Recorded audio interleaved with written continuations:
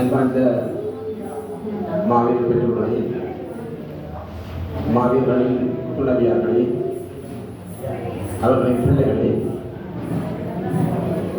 வலிமையை வந்திருக்கும் போராளிகளே, ஊடக நண்பர்களே மற்றும் தேசியத்தின் பாகுபாடு கொண்ட நண்புள்ளங்களே, உங்கள் அனைவருக்கும் எனது காலை நேர பணிவான வணக்கங்கள். இன்று இந்த மாவீரர் பெற்றோர்களுடனான சந்திப்பு மாவீரர்களின் பேரால் அவர்களை இந்த உலகிற்கு தந்த அந்த நடமாடும் தெய்வங்களை மாவீரர் போராளிகள் குடும்பங்களின் காப்பகம் சந்தித்து அவர்களோடு கலந்துரையாடி அவர்களுக்கு மதிப்பளிக்கின்ற ஒரு நிகழ்வாகவே இந்த நிகழ்வு அமைகின்றது.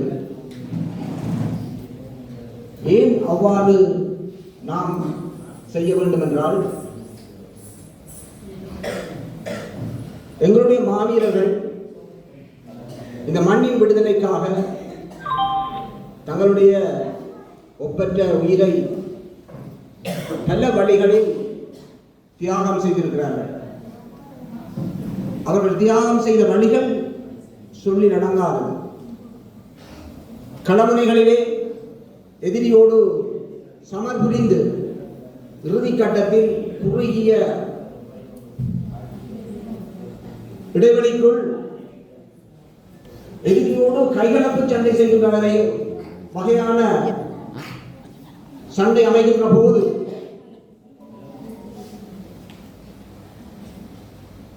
எங்களுடைய போராளிகள் இனிமேல் தங்களை பார்க்க வேண்டாம், தங்களுக்கும் சேர்த்து எறிகளை வீசி எதிரியோடு சேர்த்து தங்களையும் கொள்ளும்படி ஒரு கட்டளையை அந்த கட்டளை படத்துக்கு வழங்குகின்றார்கள் என்றால் அவர்கள் இந்த தேசத்தின் மீது கொண்ட காதல் அளப்பெரியது. அவ்வாறான பல போராளிகள் தாயக சமர்களிலே தங்களுடைய சம்பவங்களை நிகழ்த்தி இருக்கிறார்கள். குறிப்பாக பல பெண் போராளிகள் இவ்வாறான பல சாதனைகளை புரிந்திருக்கிறார்கள். அவ்வாறான அந்த வீரர்களை தந்த இந்த தாய் தந்தையரை நாம் மதிப்பளிக்க தவற முடியாது. எனவேதான் இவ்வாறான நிகழ்வுகளை தாயக தேசமெங்கும் தமிழ் தேசியத்தின் பேரால் தமிழ் மக்கள் உணர்வுகிறார்கள். உங்களுக்கு ஒரு சம்பவத்தை நான் சொல்லாமல் நினைக்கின்றேன். ஒரு முகம் தெரியாத கரும்பிலி வீரன் தன்னுடைய தாக்குதலுக்காக தயாராகின்றான். இறுதியாக அவன் தனது தாக்குதலுக்கு புறப்படும் முன்னர் தன்னுடைய தாயிடம் ஒரு சிறிய விடுமுறையில் அவன் போகின்றான். போகும்போது இடையிலே ஒரு கச்சான் வியாபாரம் செய்து கொண்டு ஒரு சின்ன தங்கச்சியை சந்திக்கிறான். அதையும் கடந்து அவன் தன்னுடைய வீட்டுக்கு போகின்றான். வீட்டுக்கு போய் தாயிடம் கேட்கின்றான், அம்மா எங்க தங்கச்சின்னு சொல்லி. அப்ப அம்மா சொல்றா, தங்கச்சி கச்சான் வியாபாரம் செய்ய போயிட்டான். அப்போதுதான் அவன் யோசிக்கின்றான், தான் இடையிலே சந்தித்து வந்த தன்னுடைய தங்கைதான் அவ்வளவுக்கு வீட்டில் வறுமை தலைவிரித்தாடுகின்றது. தன்னுடைய தாயிடம் கேட்கின்றான், அம்மா எனக்கு எதையும் சமைச்சுத்தாமோ. அப்ப தாய் தன்னுடைய பிள்ளைக்கு நீண்ட காலத்துக்கு பிறகு தன்னிடம் வந்த அந்த பிள்ளைக்கு சமைச்சு போடுவதற்கு எதுவும் இல்லாமல் திணறுகின்றான். அப்போது அவனுக்கு விளங்குகின்றது தன்னுடைய தாயிடம் தனக்கு சமைத்து தருவதற்கு எதுவும் இல்லை. ஆகவே தன்னுடைய அந்த தாக்குதல் நடவடிக்கைக்காக கொடுக்கப்பட்ட காசில் இருந்து ஒரு 500 ரூபாவை எடுத்துக் கொடுக்கின்றான். அம்மா நல்ல கதை வாங்கி சமைச்சுட்டாங்க. அப்ப தாய் உடனே என்ன செய்கின்றான்டா, அருகிலே எங்கேயோ ஒரு வீட்டில் கோழியும் வாங்கி அவனுக்கு நல்ல சோறு கதை சமைச்சு போடுகின்றான். 500 ரூபான்றது அந்த காலத்தில் பெரிய காசு. சமைச்சு போடுகின்றான். அவன் சாப்பிட்டு விட்டு தன்னுடைய அந்த குறுகிய லீவை முடித்துக் கொண்டு, விடுமுறையை முடித்துக் கொண்டு தன்னுடைய முகாமுக்கு திரும்புகின்ற தயாராகின்றான்.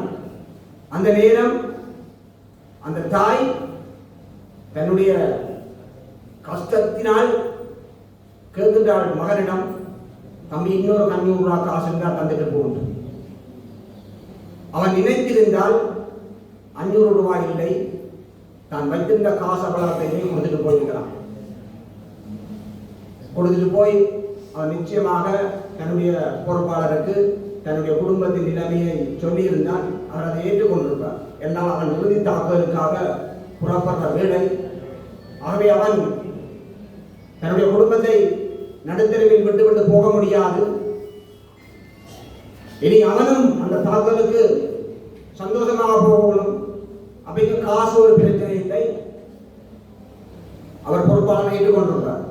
ஆனால் அவன் சொல்லுகிறான், அம்மா இது என்னுடைய காசு இல்லை, இது இயக்க காசு என்று சொல்லிவிட்டு தன்னுடைய தாய்க்கு காசை கொடுக்காமலே அவன் செல்கின்றான். அப்படியே போய் அவன் தாக்குதலுக்காக போய் ஒரு குறிப்பிட்ட தாக்குதலை அவன் வீடு சாப்பிடுகின்றான். இதுதான் எங்களுடைய போராளிகள் செய்த தியாகம். தன்னுடைய குடும்பம், தன்னுடைய சகோதரம், தன்னுடைய இனம் ஜனவதற்கு அப்பால் இந்த தாயகத்தின் விடுதலைக்காக மரணிக்கின்ற சாவினை அணைத்துக் கொள்கின்ற பல வேளைகளில் அவர்களுக்கு பின்னால் 1000 சோகங்கள் இருக்கிறது. எங்களுக்கு அது தெரிவதில்லை. அவர்களின் சிரிச்ச முகத்தில குறும்புத்தனமான செயல்பாடுகளையும் நாங்கள் அதை கண்டுகொள்றோம். நாங்கள் எதை பார்ப்போம், அவன் சந்தோஷமா இருக்கிறார், அவன் நல்ல கரகலப்பா இருக்கிறான், அவன் நல்ல மகிழ்ச்சியா இருக்கிறான் என்றதான் எங்களுக்கு தெரியும். ஆனால் அவனுக்கு அந்த மகிழ்ச்சிக்கு பின்னாலும் சந்தோஷத்துக்கு பின்னாலும் இத்தனை சோகங்கள் இருக்குது என்பதை நாங்கள் மறந்துவிடக்கூடாது. அவை இவ்வாறான அந்த தியாகங்களை செய்த அந்த மாவீரர்களைத்தான் நாங்கள் நினைவு கூறுகின்றோம். அவர்களை பெற்ற தாய்மாரை நாங்கள் சந்தித்து கலைத்து அவர்களுக்கு மதிப்பளிக்கின்றோம். அவை இது ஒரு நாளில் நடக்கின்ற விஷயம் அல்ல. இது ஒவ்வொரு நாளும் நாங்கள் சந்திக்கின்ற மாவீரர் பெற்றோர்களை, அவர்களுடைய பிள்ளைகளை, அவர்களுடைய மனைவிமாரை நாங்கள் மதிப்பளிக்க தவறக்கூடாது. அவை இது எங்களுடைய ஒரு வரலாற்று பொறுப்பு. எனவே இந்த விடயங்களுக்காகத்தான் நாங்கள் இவ்வாறான மதிப்பளிப்பு நிகழ்வுகளை இந்த மாவீரர் வீரம் செறிந்த மாவீரர் மாதத்தில் நாங்கள் செய்கின்றோம். இந்த விடயத்தை நான் சொல்லிக்கொண்டு நான் அடுத்த ஒரு முக்கியமான விஷயத்தை பற்றி கலைக்கலாம் என்று நினைக்கின்றேன். என்னை பொறுத்தவரையில் நான் சம்பிரதாய முறைப்படி கலைப்பவன் அல்ல, எதையும் வெளிப்படையாக கலைக்கக்கூடியவர்கள். அந்த அடிப்படையில் எங்களுடைய மாவீரர் போராளிகள் குடும்பத்தினரின் காப்பகத்தின் செயல்பாடுகள் கடந்த 15 வருடங்களாக நடைபெறுகின்றது. இன்னைக்கு 2009ஆம் ஆண்டு போர் மகுனிப்பு வந்ததோ அதற்கு சில மாதங்களிலிருந்து நாங்கள் இந்த முயற்சியை எடுத்து வருகின்றோம். அது மாவீரர் போராளிகள் குடும்பத்தினர் காப்பகம் என்ற பெயரில் ஒரு குறிப்பிட்ட ஆண்டுகள் நாங்கள் பயணித்தாலும், ஒரு 3 வருடம் பயணித்தாலும் அந்த பெயரை தாங்கி அதற்கு முன்னும் இதே கடமைகளை பல்வேறுபட்ட பெயர்களில் நாங்கள் செயல்படுத்தி வருகின்றோம். எங்களுடைய செயல்பாடுகளை பற்றி அறிந்த பலர் உங்களுக்குள் இருப்பார்கள். அவை அந்த செயல்பாடுகளின் நேர்மையையும் நேர்த்தியையும் நீங்கள் நன்கு அறிவீர்கள். எனவே உங்கள் முன் நான் ஒரு வாக்குறுதியை தருகின்றேன். உங்களுக்கு உண்மை உள்ளவனாகவும் செயல்பாடுகளில் நேர்மை உள்ளவனாகவும் நாங்கள் இருப்போம் என்பதில் எந்தவித சந்தேகமும் உங்களுக்கு இருக்க தேவையில்லை. எனவே இந்த வாக்குறுதியை உங்களுக்கு தந்து கொண்டு எங்களுடைய 2 செயல்பாடுகள் பற்றி நான் உங்களுக்கு சொல்ல இருக்கின்றேன். ஒன்று, மாவீரர் நினைவேந்தல் கட்டமைப்பு தொடர்பான அதாவது வரைவு. எங்களுடைய மாவீரர் நாள் அல்லது மாவீரர் நினைவேந்தல் நிகழ்வுகள் தொடர்பாக எவ்வாறு அனுஷ்டிக்கப்பட வேண்டும் என்ற அந்த வரைவை பல முயற்சி, பல பேருடைய உழைப்பின் பிரகாரமாக பலருடைய கருத்துக்களோடு அதனை சென்ற மாவீரர் வாரத்தின் தொடக்க நாளாகிய 21ஆம் தேதி கிழக்கு மாகாணத்தில் மட்டக்களப்பு மண்ணிலே அதனை வெளியிட்டிருந்தோம். இன்று அதனை அதுவும் மாவீரர் பெற்றோர்கள் முன்னிலையில் தான் அதுவும் நடைபெற்றது. அதே அறிமுகத்தினை அங்கே வெளியிட்டதாலே முதல் அங்கே வெளியிட்டு விட்டோம். இங்கே அதன் அறிமுகத்தை இன்று நாங்கள் இந்த வடமாகாண இந்த மாங்குள சுற்று பிரதேசத்தில் வாழும் மாவீரர் பெற்றோர்களாகிய உங்கள் முன்னிலையில் அதனை அறிமுகப்படுத்துகின்றோம். இது தவிர புதிய பாதை மக்கள் இயக்கம் என்ற பெயரில் ஒரு அரசியல் இயக்கம் ஒன்றை மக்கள் இயக்கமாக, அரசியல் கட்சி அல்ல, ஒரு அரசியல் இயக்கமாக நாங்கள் கடந்த 6 மாதமாக செயல்படுத்தி வருகின்றோம். இது 2009ஆம் ஆண்டுக்கு பின்னர் எங்கள் அரசியல் தோல்வியின் காரணமாக நாங்கள் தவிர்க்க முடியாமல் போராளிகளாகிய நாங்கள் மக்களோடு சேர்ந்து மக்களை வழிநடத்த வேண்டிய பொறுப்பு எங்களுக்கு இருக்குது. இரண்டால் இந்த விடுதலைக்காக நாங்கள் எதையெல்லாம் இழக்கக்கூடாதோ அதையெல்லாம் இழந்து போராடியவர்கள் நாங்கள். அந்த வலியும் வேதனையும் எங்களுக்கு தெரியும். அதனை மறந்து வெறும் வயிற்று பசிக்காக அல்லது வயிற்றை நிரப்புவதற்காக நாங்கள் மக்கள் மத்தியில் அரசியல் செய்யக்கூடாது. இந்த எங்களுடைய வயிற்று பிழைப்புக்காக அல்லது வயிற்றை நிரப்புவதற்காக கடந்த 2009ஆம் ஆண்டுக்கு பின்னரான 15-16 வருட கால அரசியல் அமைகின்றது. அதனால் தான் எங்களுக்கான உரிமைகள் எதுவும் இல்லாதவர்களாக எங்களுடைய சொந்த பிரதிநிதிகளாலேயே நாங்கள் தொடர்ச்சியாக பேட்டாட்டுகள் வருகிறோம். எனவே இந்த அரசியல் இயக்கம் தொடர்பாக உங்கள் கவனத்திற்கு கொண்டு வருவதும் எங்களுடைய ஒரு நோக்கம். இந்த மாவீரர் நினைவேந்தல் வரைவு, அதாவது ஜாப்பு, ஒரு மாவீரர் துயிலும் இல்லம் எவ்வாறு நிர்வகிக்கப்பட வேண்டும். வடக்கு கிழக்கு பிரதேசங்களில் 29 துயிலும் இல்லங்கள் இருக்கிறது. இந்த 29 துயிலும் இல்லத்தையும் எவ்வாறு ஒரு பொது கட்டமைப்பால் நிர்வகிக்கப்பட வேண்டும் என்ற அந்த முறைமை பற்றி சொல்கிறது தான் இந்த மாவீரர் நினைவேந்தல் கட்டமைப்பு. எனவே இந்த கட்டமைப்பு தொடர்பாக ஒரு மாவீரர் பெற்றோருக்கோ அல்லது மாவீரருடைய பிள்ளைக்குத்தான் அந்த மாவீரர் துயில் இல்லத்துக்கு தலைவராக இருக்கக்கூடிய அந்த சந்தர்ப்பம் வழங்க வழங்கப்பட வேண்டும் என்பதை வலியுறுத்தி சொல்லுகிறது இந்த வேலை. செயலாளர்கள் மற்றும் உப செயலாளர்கள் நியமன உறுப்பினர்களாக இருப்பார்கள். இப்போது தொடர்ச்சியாக இந்த மாவீரர் துயிலும் இல்லங்களில் பல குளறுபடிகள் நடந்து வருவதை நாங்கள் பார்க்கிறோம். எங்கள் பார்வைக்கு தேசியத்தின் பெயரால் மாவீரர் துயிலும் இல்லங்கள் எல்லாம் சிறப்பாக நடப்பது போன்று தெரிகின்றது.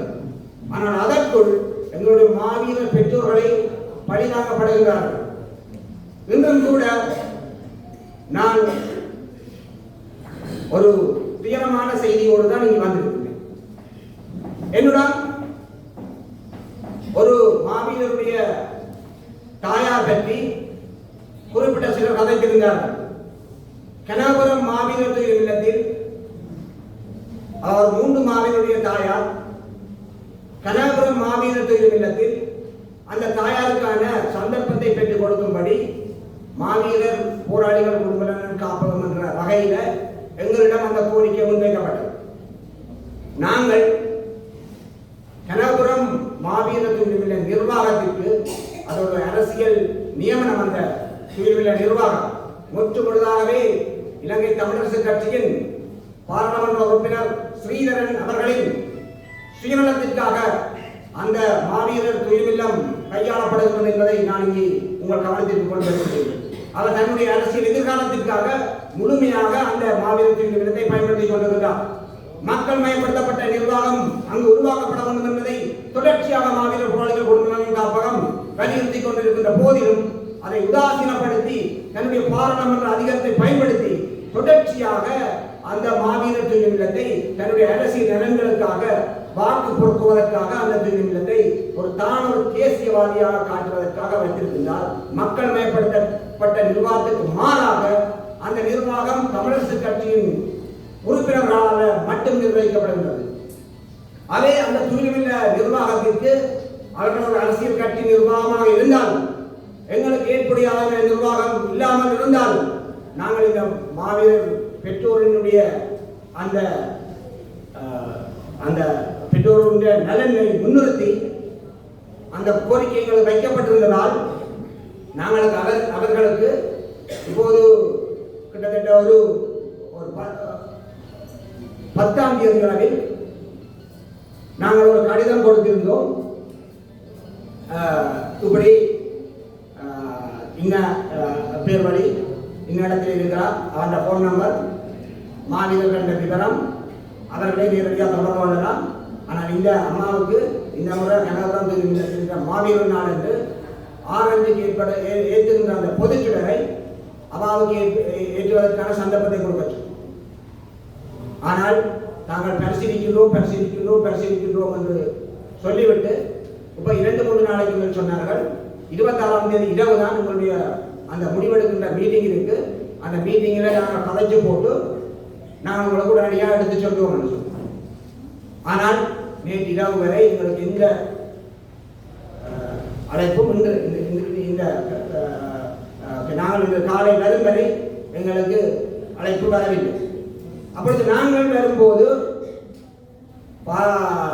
கனகபுரம் மாவீரர் துயிலும் இல்லத்தின் செயலாளராக இருக்கின்ற விஜயன், உங்களுக்கு தெரியும், அவர்தான் கிளிநொச்சி தமிழரசு கட்சியின் செயலாளர். தமிழரசு கட்சியின் கிளிநொச்சி செயலாளர் தான் மாவீரர் துயிலும் இல்லத்துக்குமான செயலாளர். அப்ப அவர்கிட்ட நாங்கள் அடிச்சு கேட்டோம். இப்படி நாங்கள் கடிதம் தந்தாங்க என்ன நாளி அந்த அதுக்கான பதில். அப்ப அவர் சொன்னார் அது வேறு ஒரு ஆளுக்கு அந்த சந்தர்ப்பத்தை நாங்கள் கொடுத்துட்டோம். அத என்னோட அந்த வந்த அந்த தொலைபேசியில் கதைக்கு கேட்டார், நீங்கள் போன முறையும்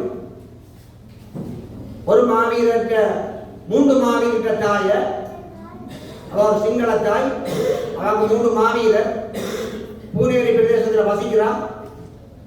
அவாக 26ஆம் தேதி கோல் பண்ணி பாராளுமன்ற உறுப்பினர் ஸ்ரீதரன் பொதுச்சுடர் ஏற்றுவதற்கு உங்களை தெரிவு செய்திருக்கிறோம், நாளைக்கு பொதுச்சுடர் ஏற்ற வாருங்கோ என்று சொல்லி போட்டு மறுநாள் அவாக வந்த நேரம் அவாக பொதுச்சுடர் ஏற்ற விடாமல் திருவிழத்துக்கு வந்த பிறகு அதாவது திருப்பி அனுப்பினார். அதுக்கான காரணம் என்னன்னா, அவ அந்த 27ஆம் தேதி காலமா 10 மணிக்கு சமத்துவ கட்சி அலுவலகத்தில் மாவீரர்களுக்கான பொதுச்சுடர் அல்லது மாவீரர்களுக்கான சுடரை என்பதை காரணம் காட்டி பாருங்க, நான் எங்கு ஏற்றினாலும் மாவீரர்களுக்கான தீபத்தை தான் ஏற்றுறோம். அந்த தாயை பொறுத்தவரையில் அவ்வாறு வயது முதிர்ந்த தாய், அவருக்கு இந்த அரசியல் குளறுபடிகள் அதை விளங்கிக் கொள்ளக்கூடிய தன்மையாக இருக்காது. அவா பொறுத்தவரையில் எங்கு ஏற்றினாலும் அவன் மாவீரட்ட சுடத்தான் ஏற்றிருக்கிறார். அவா பொறுத்தவரையில் எங்கு ஏற்றினாலும் அவ மாவீரர்களுக்கான சுடத்தான் ஏற்றிருக்கிறார். இவர்களுக்கு இடையிலான அரசியல் குத்துப்பாடு அந்த தாயை அங்க விளக்கேற்றினாக மாவீர திருமணத்தில் விளக்கேற்ற விடாமல் திருப்பி அனுப்பினது. ஆர் இந்த செயலை செய்தா? ஸ்ரீதரன் என்ற பாராளுமன்ற உறுப்பினர் தான் இந்த செயலை செய்திருக்கிறார். அந்த நாதாரி தான் இந்த செயலை செய்திருக்கு. ஸ்ரீதரனை பொறுத்தவரையில இந்த விடுதலைக்காக இதையும் இழந்தவர் இல்லை, அடிமா வழங்கிக் கொள்ளணும். இந்த விடுதலைக்காக ஸ்ரீதரன் இதையும் இழந்தவர் இல்லை. அவர் நல்லா படித்து அவர் வேலை பெற்று அவர் தன்னுடைய சொந்த வாழ்க்கையில தான் இருந்தார். இப்ப ஏதோ ஒரு விபத்தின் காரணமாக அரசியலுக்கு வந்துட்டார். அரசியலுக்கு வந்ததால இப்ப மாவீர நிமிடம் அவருக்கு தேவைப்படுது. தன்னை அரசியல் செய்வார். தன்னை அரசியலை செய்தாலும் பரவாயில்லை. ஒரு மாவீர பெற்றோரை கூட பழி வாங்குற அளவுக்கு தான் அவற்ற அந்த அந்த அந்த அந்த புத்தி அவருக்கு அவ்வளவு தான் இருக்கு. ஒரு பிரின்சிபல் இதை கேட்டீங்கன்னு சொன்னா ஒரு பிரின்சிபல். இந்த பிரின்சிபலுக்கு ஒரு மாவீரட்ட தாயை எப்படி கையாளணும் என்ற விஷயம் கூட தெரியாத ஒரு பிரின்சிபல் தான் அவர்.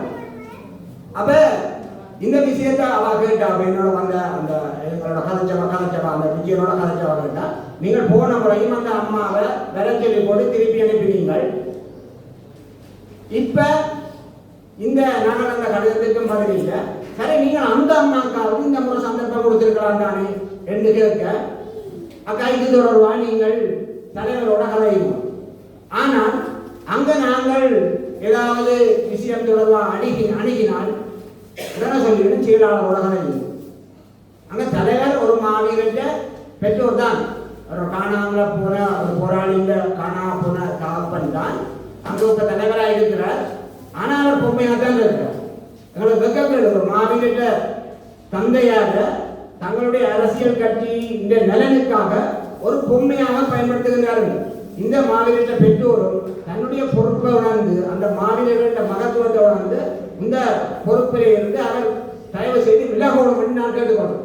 மாவீரர் போராளிகள் குடும்பத்தினர் காப்போம் சார்பாக அந்த தந்தையாரிடம் நான் விடுப்பது, நீங்கள் உங்களுடைய மகனுடைய தியாகத்தை நீங்கள் மதிக்கிறீர்கள் என்றால் தயவு செய்து இந்த நயவஞ்சக அரசியல் துயிலத்தை நடப்பதற்கு நீங்களும் காரணமாக இருக்கக்கூடாது. நீங்கள் அதில் இது விளையாடணும்.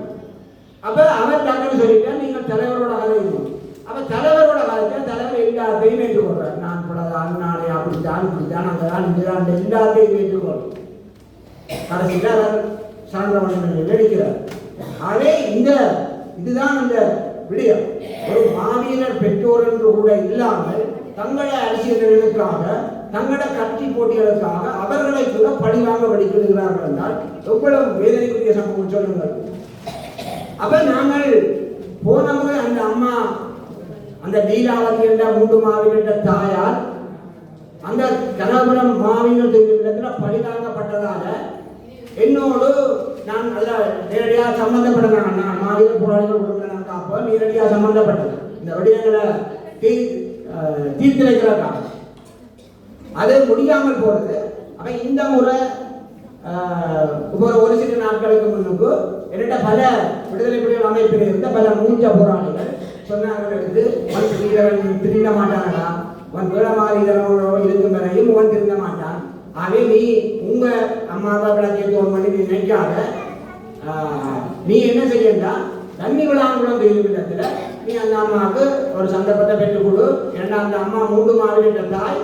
அதே நேரத்தில் அவ ஒரு சிங்கள பெண்மணி இங்க வந்து ஒரு தமிழ் மகனை கல்யாணம் கட்டி 3 பிள்ளைகளை பெற்று இந்த விடுதலைக்காக கொடுத்திருக்கிறான். ஆகவே அந்த சந்தர்ப்பத்தை நீ தண்ணி விழாங்குளம் தெய்வத்தில் கலைச்சி பெற்றுக் கொடு சொல்லி விடுதலை புலிகள் அமைப்பின் மூத்த போராளிகள், சாதாரண போராளிகள் அல்ல, மூத்த மூத்த போராளிகள் பலர் எனக்கு பிடித்த வேண்டுகோளுக்கு அமைவாக வெளிநாடுகளில் என்னோட இருக்கிறார்கள்.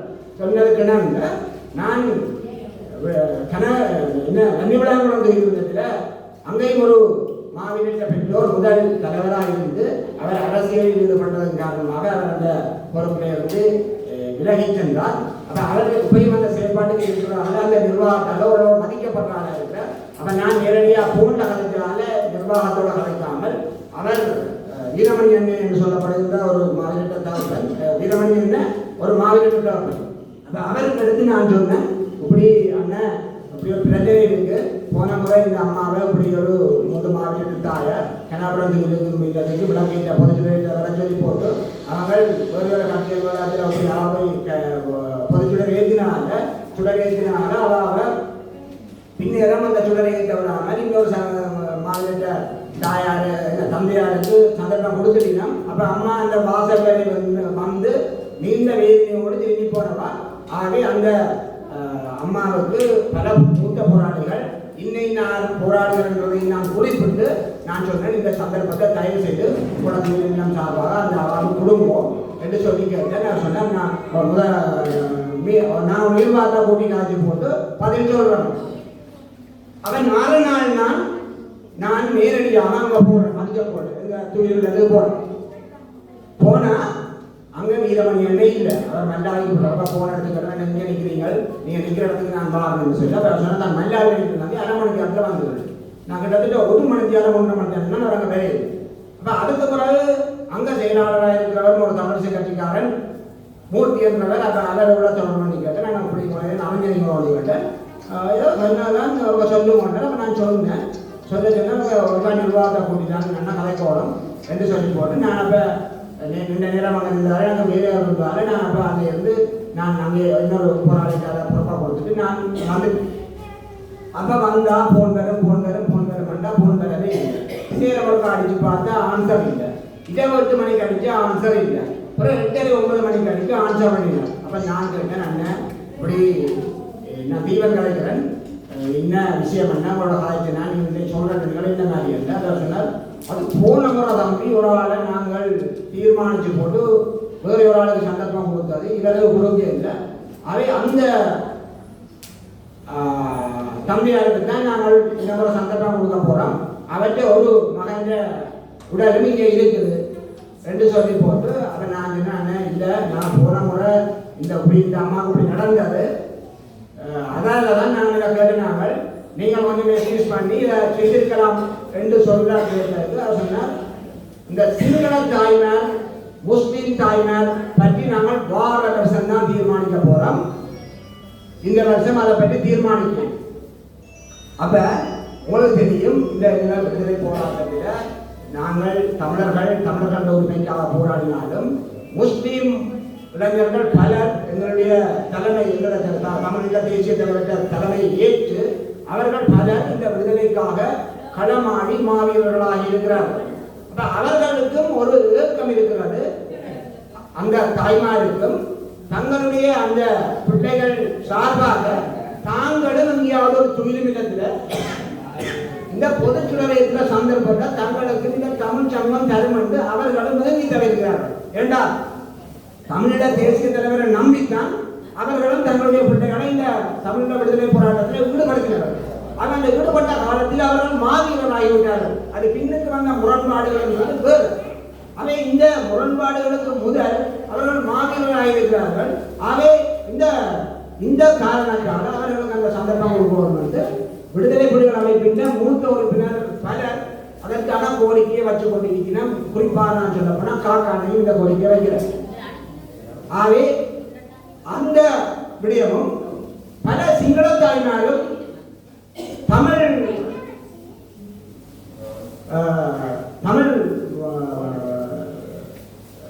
தமிழர்களை கல்யாணம் கட்டி அவர்களும் பல பிள்ளைகளை இந்த விடுதலைக்காக கொடுத்திருக்கிறார்கள். ஆகவே அந்த அவர்களையும் இந்த பொதுச்சுட வைப்பதற்கான சந்தர்ப்பங்களை நாங்கள் கொடுக்க வேண்டும். அது தொடர்பான அந்த விஷயத்தில் இவர்கள் தங்களுடைய அரசியலை செய்வதற்காக அந்த விடயங்கள் எல்லாத்தையும் புறந்தள்ளி அவர்கள் ஏதோ தமிழக தேசிய தலைவர் அந்த தலைமையை ஏற்கவில்லை என்ற மாதிரி அவர்களுக்கான சந்தர்ப்பத்தை கொடுக்காமல் தங்களுடைய அரசியல் வாக்கு வங்கிக்காக அவர்களை அவமதிப்பது தொடர்ச்சியாக தொடர்ந்து வந்து இருக்கிறோம். அதே அவர் சொன்னார், வார வருஷம் தான் நாங்கள் முடிவெடுப்போம், வார வருஷம் பார்ப்போம், நாங்கள் சரி என்ன என்று சொல்லி போட்டு வச்சோம். அப்ப நாங்கள் இப்ப யோசிக்கிறோம் என்னன்னா, இந்த மாவீரர் நினைவேந்தல் பொது கட்டமைப்பு தொடர்பான ஜாப் ஒன்று நாங்கள் தயாரிச்சிருக்கோம். அந்த ஜாப்பின் பிரகாரம் அது பலரது ஆலோசனைகள், அறிவுறுத்தல்கள், திருத்தங்களுக்கு பிரகாரம் ஜாப்பா வந்து கிட்டத்தட்ட வந்து 2 வருஷம் இதுக்காக நாங்கள் உழைச்சு பலருக்கு திட்டத்துக்கு உட்படுத்தி தான் வெளியில் வளர்ந்துருக்கோம். அந்த ஜாப்பின் பிரகாரம் ஒவ்வொரு துயிலும் இல்லங்களுக்குமான செயலாளரை மற்றும் உப செயலாளர்களை அவர்களை மாவீரர் போராளிகள் குடும்பங்களின் காப்பாற்ற நியமிக்கும். உங்களுக்கு தெரியும், ஒரு பிரதேச சபையில கூட பிரதேச சபை அந்த ஓட் வந்து மக்களால் தெரிவு செய்யப்படும். ஆனால் செயலாளர் அரசு பிரதிநிதியாக தான் இருப்பார், அரச உத்தியோகத்தாளர் தான் இருப்பார். அதே மாதிரி இதுவும் வந்து அந்த நிர்வாகம் தெரிவு செய்யப்பட்டாலும் அந்த செயலாளர் மற்றும் உப செயலாளர்கள் மற்றும் உப செயலாளர்கள் அந்த மாவீரர் போராளிகள் குடும்பங்களின் காப்பதற்கு நியமன உறுப்பினர்களாக இருக்கிறார்கள் என்றால் அந்த அவர்கள் அந்த நிர்வாகத்தை வழிநடத்துகின்ற அந்த பொறுப்பும் பக்குவமும் அந்த விடுதலை போராட்டத்தின் அந்த தமிழ் தேசியம் தொடர்பான விஷயங்கள் சிதைக்கப்படாமலும் இவ்வாறு மாவீரர் பெற்றோர்கள் அவமதிக்கப்படாமலும் முடித்துடையவர்கள் அவமதிக்கப்படாததுமான அந்த நிலைப்பாடு இருக்க வேண்டும் என்பதற்காக நாங்கள் நியமன உறுப்பினராக இந்த செயலாளர் மற்றும் உப செயலாளரை கொண்டிருக்கின்றோம். ஆகவே நாங்கள் இப்போது முடிவெடுத்திருக்கின்றோம் என்னவென்றால், இப்போது மாவீரர் நாள் முடிய நாங்கள் அனைத்து துயிலும் இல்லங்களுக்குமான மாவீரர் நிர்வாகத்துக்கான செயலாளர் மற்றும் உப செயலாளர்களை நாங்கள் நியமிப்போம். ஆகவே இந்த தகுதியானவர்களை மாவீரர் போராளிகள் குடும்பங்களின் காப்பதற்கு அந்தந்த பிரதேசத்தைச் சேர்ந்த துயிலுமில்ல பிரதேசங்களைச் சேர்ந்த மக்கள் எங்களுக்கு அறிமுகப்படுத்தி வைக்குமாறு தகுதியோடு கொண்டு அவருக்கு எழுத வாசிக்க தெரியா தெரிஞ்சிருக்கணும், மற்ற தமிழ் தேசியத்தின்பால் பற்றிருக்கணும், மற்ற இந்த தமிழ் தேசிய ஈடுபாடு உள்ளவராக இருக்கணும்.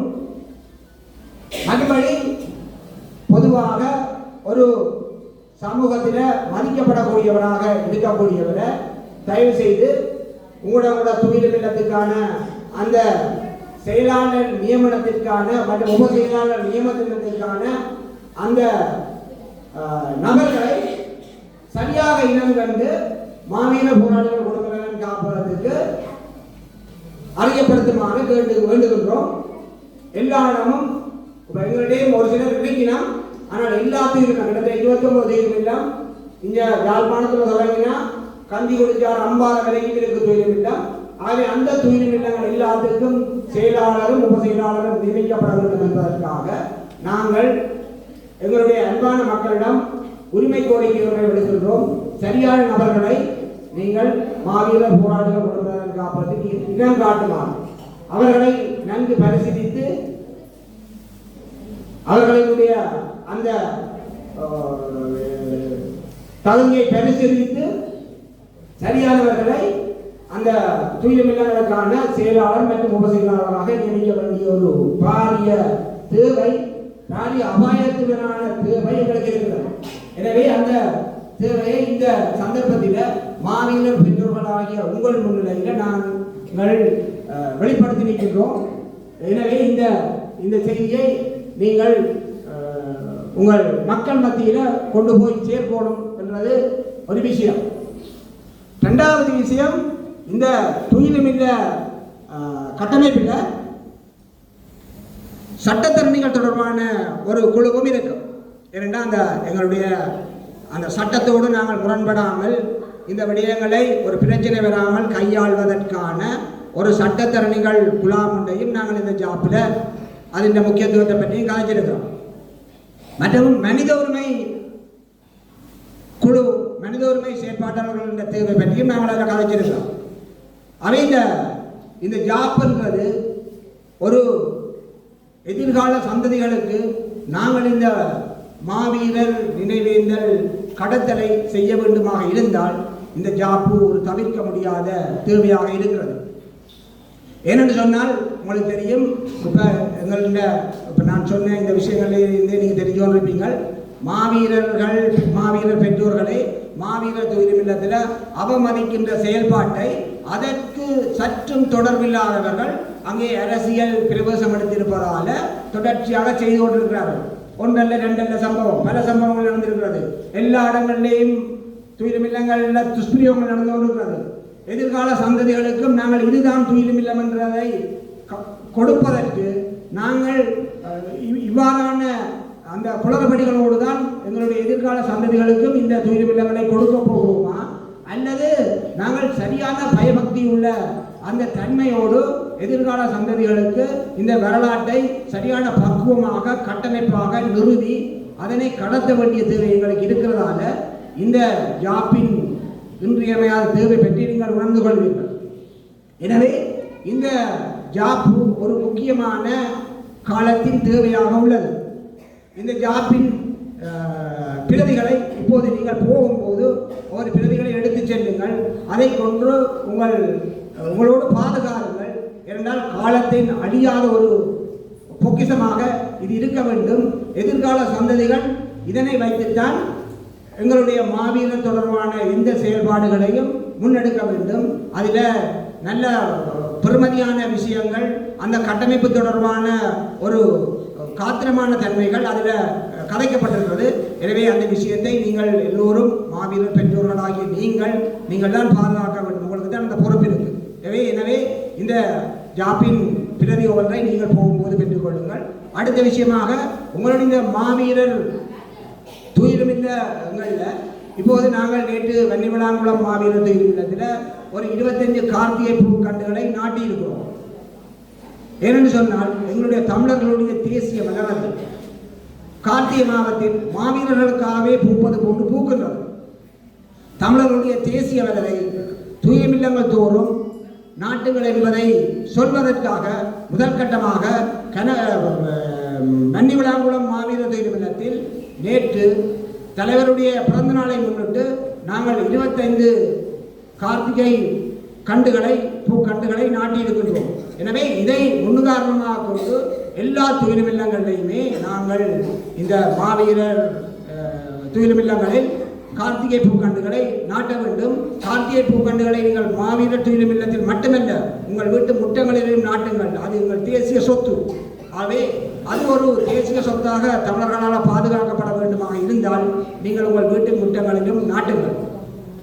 மற்றும் இந்த புதிய பாதை மக்கள் இயக்கம் என்ற இந்த இயக்கம் எங்களுடைய மாவீரர் போராளிகள் குடும்பநலன் காப்பகத்தின் அரசியல் பணிகளை முன்னெடுப்பதற்காக புதிய பாதை மக்கள் இயக்கம் என்ற பெயரில் மக்களோடு இணைந்து ஒரு பேரியக்கமாக மக்கள் இயக்கமாக அதனை செயல்படுத்துவதற்காக இந்த அமைப்பை துவங்கி இருக்கின்றோம்.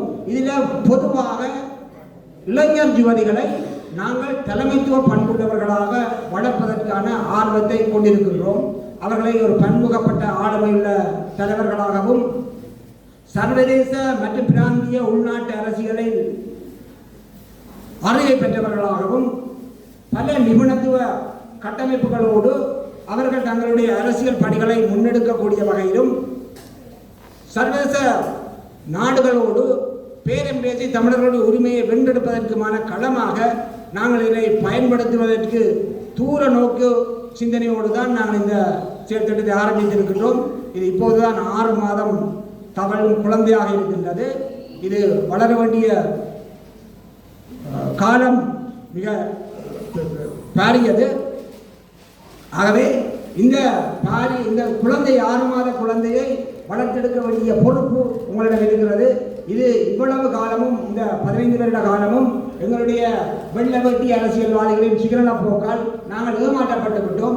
ஆகவே அந்த ஏமாற்றப்பட்டு விட்டோம் என்று தொடர்ச்சியாக நாங்கள் அழுது திருப்பி அவர்களுக்கு வாக்களிப்பதையே நாங்கள் வழக்கமாக கொண்டிருக்கின்றோம். எனவே அந்த விடயங்களிலிருந்து நாங்கள் மாறுபட்டு தமிழர்களுடைய அரசியல் அபிலாஷை தொடர்பாக யதார்த்தமான நிலைப்பாடு தொடர்பாக சிந்தித்து ஆய்வு செய்து செயல்படுத்துவதை நோக்கமாக கொண்டே நாங்கள் இந்த புதிய பாதை மக்கள் இயக்கம் என்ற ஒரு அரசியல் இயக்கத்தை போராளிகள் சார்பாக மக்களோடு சேர்ந்து இளைஞர் யுவதிகளுக்கான களத்தை அமைத்துக் கொடுத்து ஆரம்பித்திருக்கின்றோம். எனவே இந்த செயல்பாடுகள் தொடர்பாகவும் இன்று உங்கள் மாவீரர்களை தந்த பெற்றோர்களாகிய உங்கள் முன்னிலையில் இதனுடைய அந்த அறிமுகத்தையும் நாங்கள் செய்ய கடமைப்பட்டிருக்கின்றோம். இது தொடர்பாகவும் சென்ற 21ஆம் தேதி கிழக்கு மாகாண மண்ணிலே முதல் அறிமுகப்படுத்தியிருந்தோம். இதை பற்றி இது 2வது அறிமுகம் வடமாகாணத்திலே அதே மாவீரர் பெற்றோர்களாகிய உங்கள் முன்னிலையில் நாங்கள் இதனை கவனத்தை கொண்டு வருகின்றோம். எனவே இந்த விஷயங்களை நீங்கள் கருத்தில் கொண்டு எங்களோடு எல்லா பணிகளிலும் இணைந்திருக்குமாறு வேண்டுவதோடு உங்களுடைய பொருளாதார பலத்திற்கு எங்களால் முடிந்த அளவு பங்கை நேர்மையாகவும் உண்மையாகவும் நாங்கள் செயல்படுத்துகின்றோம். எங்களை பொறுத்தவரையில் எங்களுக்கு பல வரவேற்பு இருக்கிறது. நாங்கள் செய்கின்ற செயல்பாடுகளை பலர் முகநூல்களுக்கூடாகவும் ஏனைய சமூக வலைத்தளங்களுக்கூடாகவும் பார்வையிட்டு எங்களுக்கு பலத்த ஆதரவை தந்து கொண்டிருக்கிறார்கள். எனவே உங்களுடைய எதிர்வரும் காலங்களில் இன்னும் பலதரப்பட்ட உதவிகளை உங்களுக்கு செய்யலாம் என்ற நம்பிக்கை எங்களுக்கு இருக்கிறது. இந்த மாவீர துயிலும் இல்லங்கள் விடயங்களிலும் எங்களுக்கு பலர் இந்த குளறுபடிகளை அறிந்து நாங்கள் அதனை கையாளுகின்ற முறை தொடர்பாக அவர்கள் அறிந்து ஆர்வப்பட்டு தொடர்ச்சியாக வரும் காலங்களில் உங்களுக்கூடாகவே இந்த மாவீர துயிலும் இல்லங்களை நிர்வகிப்பதற்கான எல்லா சந்தர்ப்பங்களையும் உங்களுக்கு தருகின்றோம் என்று பலர் வாக்குறுதிகள் வந்திருக்கிறார்கள். எனவே அந்த வாக்குறுதிகளின் பிரகாரம் இந்த மாவீரர்களின் அந்த துயிலும் இல்லங்களை இந்த ஒரு அரசியல் சாக்கடையாக மாற்றாமல் மாவீர துயிலும் இல்லங்களை மாவீர துயிலும் இல்லங்களாக நாங்கள் பேணி பாதுகாப்பதற்கு எங்களாலான முழு பங்களிப்பையும் உங்களுடைய ஒத்துழைப்புகளோடு நாங்கள் செய்வோம். எனவே நீங்கள் இதனை சரியாக புரிந்து கொண்டு எங்களோடு இணைந்து பயணிக்க வேண்டும். அவ்வாறு பயணிப்பதன் மூலம்தான் இந்த மாவீரர் துயிலுமில்ல செயல்பாடுகளை ஒரு நல்ல காத்திரமான பங்கு கொண்டு வரலாம். இப்போது பலர் மாவீர துயிலுமில்லங்களை ஒரு பகுதியை சிறுவர் பூங்காவாகவும் கல்விக்கூடங்களாகவும் ஏனைய செயல்பாடுகளுக்கும் பயன்படுத்துவதற்கான துருநோக்கத்தோடு செயல்பட்டு கொண்டிருக்கிறார்கள். நாங்கள் இப்போது கல்வி கற்கிற ஒரு செயல்பாடு துயிலுமில்லத்துக்கு நடந்தால் அது நல்லம் என்று யோசிப்போம். அல்லது சிறுவர் பூங்காவாக இருந்தால் பிள்ளைகள் விளையாடுந்தானே மாவீர துயிலுமில்ல என்று யோசிப்போம். அங்கே சிறுவர் விளையாட்டு முற்றம் அமைக்கப்பட்டால் அங்கு அதை சாட்டி அதனை தொடர்ந்து அங்கு வேறு செயல்பாடுகளை நடப்பதற்கான அபாயம் இருக்கிறது. கல்விக்கூடம் என்று அமைப்பார்கள். இன்றைக்கு கல்விக்கூடத்தை அமைப்பார்கள், நாளைக்கு ஒரு நாட்டிய மேடை அமைப்பார்கள், நாளன்னைக்கு இன்னொரு மேற்கத்திய டான்ஸை கொண்டு போடுவார்கள். ஆகவே இவ்வாறான முறைகளில் அந்த எங்களோட மாவீரர் துயிலுமில்லை மாசுபடுத்தக்கூடிய தன்மை இருக்கிறது. எனவே இந்த விடயங்கள் எல்லாத்தையும் நீங்கள் சரியாக புரிந்து கொண்டு நீங்கள் விழிப்புணர்வாக இருக்கணும். நீங்கள் தருகின்ற ஒத்துழைப்பு தான் எங்களுக்கு உற்சாகமாக இருக்கும். எங்களுடைய செயல்பாட்டை தீர்மானிக்கிறதும் நீங்கள் தருகின்ற ஒத்துழைப்பு தான். எனவே இந்த செயல்பாடுகளை நாங்கள் தொடர்ச்சியாக செய்வதற்கு உங்களுடைய ஆசீர்வாதமும் உங்களுடைய அன்பும் உங்களுடைய ஆதரவும் இருக்க வேண்டும். எனவே இந்த விஷயங்களை உங்களுக்கு இந்த மாவீரர் நாள் இந்த 27ஆம் தேதி இன்றைய மாவீரர் நாள் என்று உங்களுக்கு உங்கள் முன் வாக்குறுதியாக தருவதையிட்டு நான் மாவீரர் போராளிகள் குடும்ப நலன் காப்பகம் மிகுந்த மனநிறைவடைகின்றது.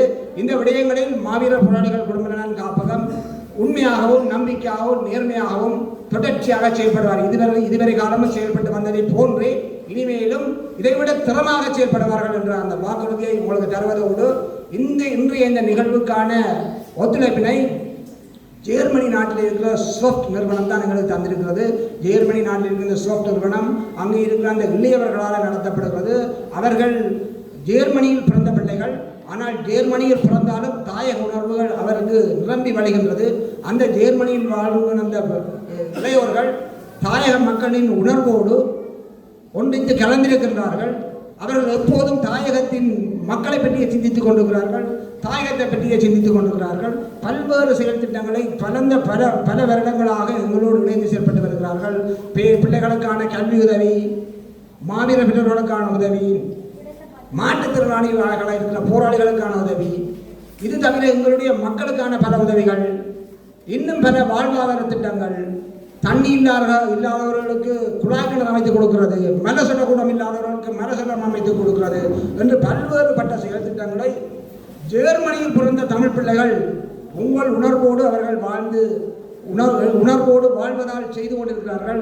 எனவே அவர்களுடைய அந்த செயல்பாடு சிறக்க நாங்கள் வாழ்த்தி விடைபெறுகின்றோம். நன்றி. மக்களுடன் போராளிகள், மக்களுக்காக போராளிகள்.